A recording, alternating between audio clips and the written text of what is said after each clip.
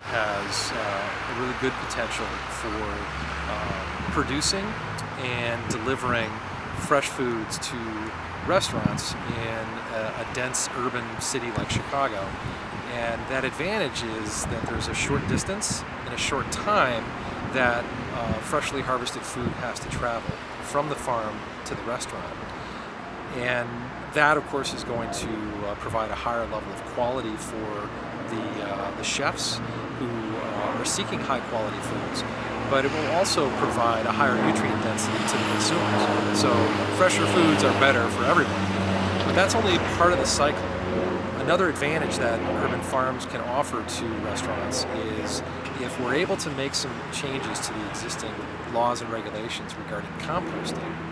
If there's an urban farm like this one in close proximity to a large number of restaurants, those restaurants then potentially could take their food waste, whatever they're trimming that's inedible, off of the vegetables or fruits or herbs that are grown at the urban farm. So whatever's not eaten, instead of being disposed of into the waste stream, they could collect it and compost it by bringing it back here to the farm.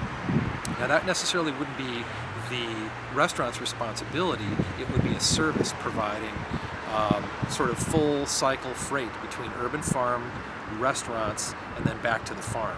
So that becomes the nutrient cycle. Jim, you mentioned compost. Could you talk a little bit more about that, please? Sure. And we actually have an example of that right here. This happens to be a large pile of mushroom compost. And this comes from an operation on the far south side of Chicago, and a place that grows mushrooms, which grow very rapidly. But this happens to have quite a bit of sort of, fibrous, kind of grassy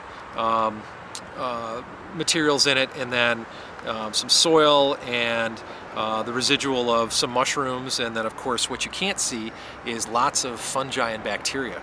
So this is compost that is richly alive, and this is going to be the foundation for the growth of new food here at the urban farm.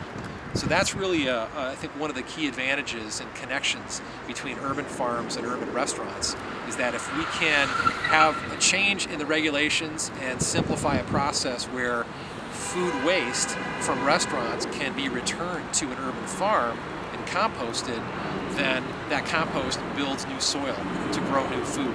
And then the cycle is complete.